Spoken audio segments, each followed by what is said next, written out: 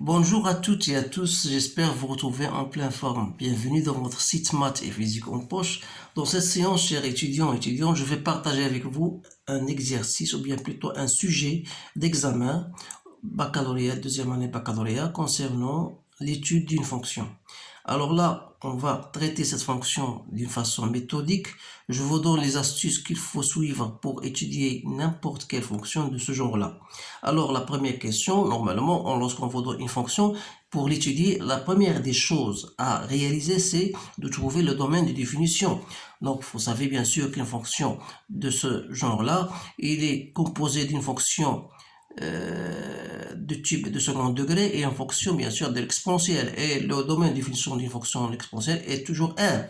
Alors le domaine de définition, c'est bien sûr c'est R, donc c'est moins l'infini plus l'infini.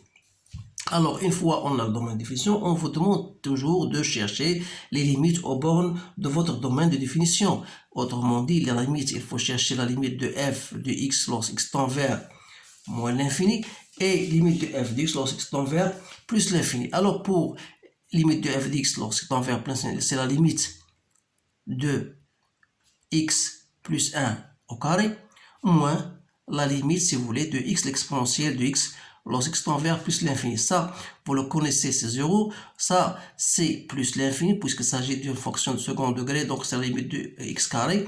Donc, ça va rester toujours, c'est plus l'infini. Alors, la limite de f de x lorsque x tend vers plus l'infini. Donc, plus l'infini moins l'infini, c'est une forme indéterminée. Donc, dans ce cas-là, il faut chercher soit à mettre en facteur. Par exemple, je peux mettre ma limite de x au carré, je peux mettre x au carré en facteur. Donc, x plus 1 au carré, c'est x au carré, c'est normalement, c'est x carré plus 2x plus 1, donc c'est fois 1 plus 2 sur x plus 1 sur x au carré. Il me reste x exponentielle de x, donc je peux mettre exponentielle de x sur x. Alors là, vous avez cette limite standard que vous connaissez tous, c'est plus l'infini. Avec ce moins, ça donne moins l'infini. Ça, c'est 0. Donc, il reste plus l'infini fois moins l'infini. Donc, c'est moins l'infini. Donc, on doit penser, bien sûr, aux branches paraboliques. Donc, la deuxième des choses à connaître, les branches infinies. Donc, les branches infinies. يعني وقتاش نستعملوا هاد لي برونش انفيني، يعني وقت اللي تكون عندنا لا ليميت ديال اف دو اكس وبيان ديال بلس اف دو اكس بلس لانفيني ولا موان لانفيني ايتيكال بلس موان لانفيني. دونك في هاد الحاله خصنا نقلبوا على لي برونش انفيني، c'est-à-dire il faut chercher la limite de f de x sur x. Donc on va chercher la limite de f de x sur x lorsque x tend vers moins l'infini, qui n'est autre que la limite de quoi? De x carré, donc c'est x au carré plus 2x plus 1 sur x, moins l'exponentielle de x. Ça, c'est 0. La limite de x au carré sur x, c'est x. Donc, ça vous donne moins l'infini. Donc, il reste moins l'infini. De même, la limite de f de x sur x, lorsqu'il tend vers plus l'infini. Donc, toujours, vous allez, bien sûr, chercher la limite de f de x sur x. Donc, c'est quoi? C'est la limite, lorsque x tend vers plus l'infini, d'après ce que vous avez ici, la limite de f de x lorsque x tend vers plus l'infini, il suffit de diviser par x. Donc, c'est x, 1 plus 2 sur x plus 1 sur x au carré, moins e de x sur x. Donc, si c'est moins l'infini, fois plus l'infini, c'est moins l'infini. Donc, qu'est-ce qu'on va dire? Donc, on aura toujours cf, admet une branche parabolique, je m'excuse si je crie en abrégé, de direction l'axe des ordonnées, soit au voisinage de plus l'infini, ou soit au voisinage de moins l'infini, donc soit au voisinage du 2. Maintenant, on a déjà déterminé les branches infinies, donc on va passer à chercher la dérivée de cette fonction. Bien sûr, en mentionnant toujours que vous avez une fonction composée de fonctions dérivables, donc la fonction est bien dérivable. Donc, on va passer à la recherche de f' de x, c'est-à-dire, c'est la dérivée, je la fais directement, ça sera la dérivée de x plus 1 au carré, c'est-à-dire, c'est 2 fois x plus 1 moins la dérivée de x exponentielle de x, ça veut dire x plus x, l'exponentielle de x. Donc c'est 2 fois x plus 1 moins e de x fois x plus 1. Donc si je mets x plus 1 en facteur, ça va me donner x plus 1 en fraction de 2 moins e de x. Voilà votre dérivée. C'est plus simple à chercher. Donc j'ai la dérivée. Donc pour dresser le tableau de variation, voilà. Donc on va passer au tableau de variation. Donc voilà, je vous donne les étapes de l'étude d'une fonction. Donc essayez de pratiquer ces différentes étapes parce que ce sont les étapes que vous devez savoir. Même en ne vous disant rien pour l'étude générale d'une fonction, vous devez suivre ces étapes-là. Alors, tableau de variation, la première des choses, il faut savoir où il s'annule la dérivée. Donc, la dérivée, bien sûr, f de x s'annule, ça veut dire soit x égale à moins 1, soit l'exponentielle de x égale à 2, c'est-à-dire x égale à ln de 2. Donc, vous avez deux valeurs, x égale à moins 1 et x égale à ln de 2. Donc, pour dresser mon tableau de variation, voilà, x. Donc, ici, la chose là, pour ne pas se tromper, essayez de mettre en valeur x plus 1, 2 moins l'exponentielle de x. Le produit, bien sûr, c'est f', puis je passe à f de x. Alors là, je ne me trompe pas. Donc là, dans ma définition, c'est moins l'infini plus l'infini. Je sais que j'ai la première valeur, c'est moins 1, et la deuxième valeur, c'est ln de 2. Alors, ici, x plus 1, il s'annule. Elle apporte le signe de a à l'extérieur, signe de moins à l'intérieur. Pour exponentielle de x, 2 moins l'exponentielle de x, sachant que l'exponentielle est une fonction croissante, donc dire que 2 moins l'exponentielle de x s'annule au point ln de 2, donc il est positif, c'est-à-dire que l'exponentielle de x est inférieure à ln de 2, c'est-à-dire vous aurez ici positif, ici négatif. Donc le produit va vous donner moins, plus, moins. Donc, ça veut dire la dérivée s'aligne aussi et s'aligne ici. Ça veut dire ici vous aurez une tangente horizontale. Donc, vous aurez l'allure de, voilà, votre allure, limite de plus l'infini, c'est moins l'infini. Ici, vous avez plus l'infini. Il suffit de chercher f de moins 1. Je calcule donc c'est 1 sur e. C'est à peu près 0,4, moins 1, 0,4. Vous avez un moins 1 sur e. Donc, f de ln de 2, j'ai trouvé à peu près, je dis à peu près 1,5. Alors, donc maintenant, il suffit de tracer la fonction. Mais avant de tracer la fonction, on vous dit, voilà, déterminer la tangente. Ça c'est une question supplémentaire. Donc, déterminer l'équation de la tangente au point 0. Alors, déterminer l'équation de la tangente, il suffit d'appliquer votre définition. Donc, y égale à f' de x0, x0 égale à 0, fois x moins 0 plus f de 0. Donc, cherchons d'abord f' de 0, qui n'est autre que 1. Donc, ça reste x plus 1. Voilà l'équation de la tangente. Alors là, une fois que j'ai déterminé cette équation de la tangente, je dois chercher d'étudier la position de C de f par rapport à cette équation de la tangente que j'appelle delta. La droite, c'est delta. Alors là, qu'est-ce qu'il faut faire? Il faut aller chercher f de x moins x plus 1, qui n'est autre que x plus 1 au carré moins x exponentielle de x moins x plus 1. C'est-à-dire, c'est x plus 1 en facteur de x plus 1 moins 1 et reste moins x e de x. C'est-à-dire x facteur de x plus 1 moins exponentielle de x. Voilà votre équation, votre position. Mais comment je peux déterminer la position? Il faut étudier le signe de f de x moins x plus 1, c'est-à-dire le signe de ça. Alors là, pour ne pas tromper, je dois poser, par exemple, ça c'est une autre fonction que je dois poser. Donc je pose g de x égale x plus 1 moins l'exponentielle de x. Je dois étudier le signe de cette fonction.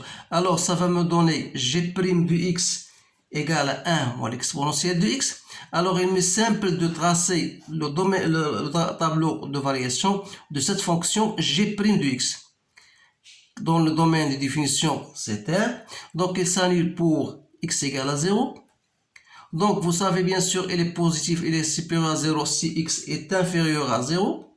Et il est négatif, donc voilà, c'est simple de le faire, votre tableau de variation. Et vous remarquez que g de 0 égale à 0. Ça veut dire quoi? Ça veut dire que quel que soit r, x appartenant à r, vous aurez toujours g de x est inférieur à g de 0 comme étant une valeur minimale. Ça veut dire, et comme g de 0 égale à 0, ça veut dire que g de x est inférieur toujours à 0. Alors ça va me permettre d'étudier le signe de f de x moins x plus 1. Alors là, si x appartient à 0 plus l'infini, c'est-à-dire que ça c'est positif et ça est négatif, c'est-à-dire que f de x moins x est négatif, c'est-à-dire que f de x est inférieur à x plus 1 et par conséquent c de f sera au-dessous de delta. Au contraire, si x appartient à moins l'infini 0, bien sûr, voilà, c de f sera supérieur à delta. Voilà la position de la courbe qui va me permettre de bien tracer, bien sûr, notre courbe.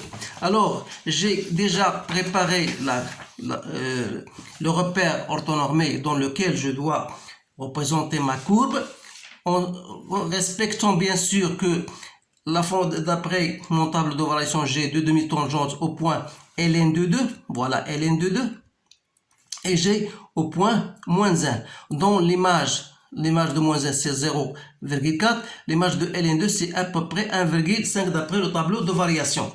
Alors là, qu'est-ce qu'il me reste? Il me reste de tracer bien sûr la courbe représentative, mais il faut respecter le fait que on a dit dernièrement que pour x supérieur ou égal à 0, vous avez la courbe représentative et de au-dessus de delta. Et lorsque x est inférieur à 0, vous avez la courbe au-dessus de delta. Donc, on va respecter cela.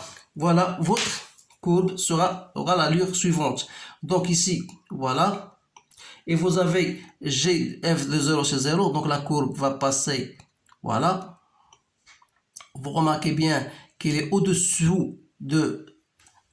Et autre chose, donc il va passer, il va venir vers moins l'infini. Donc il va couper l'axe des abscisses au un point. Alors là, je vous invite d'appliquer le théorème des accroissements finis en montrant qu'il existe un certain alpha appartenant entre 1 et 2, tel que f de alpha égale à 0. Alors pour appliquer ou bien pour montrer cela, il suffit de montrer que la fonction est continue sur l'intervalle R, en particulier sur 1, 2.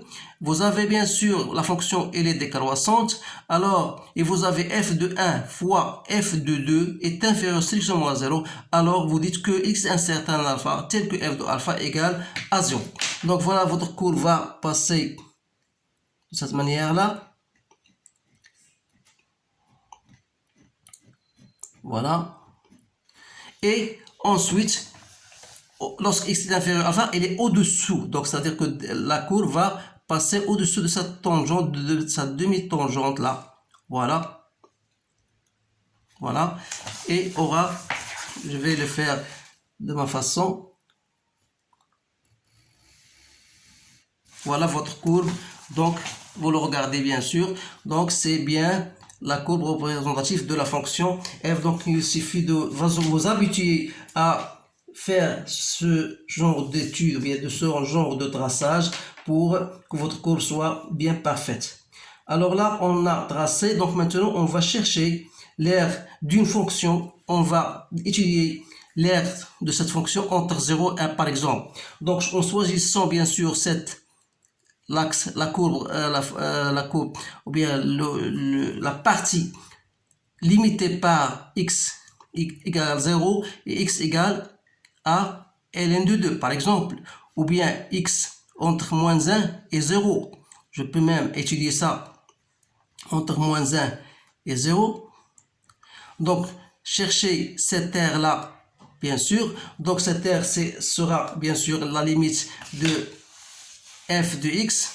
Donc, cette terre-là, il suffit de calculer cette terre. C'est l'intégrale entre moins 1 et 0 de f de x dx. Alors là, n'est autre que l'intégrale entre moins 0 et 0. Donc, vous avez x, c'est x au carré plus 2x plus 1 moins x exponentielle de x. Voilà, vous cherchez bien sûr l'intégrale de cette fonction.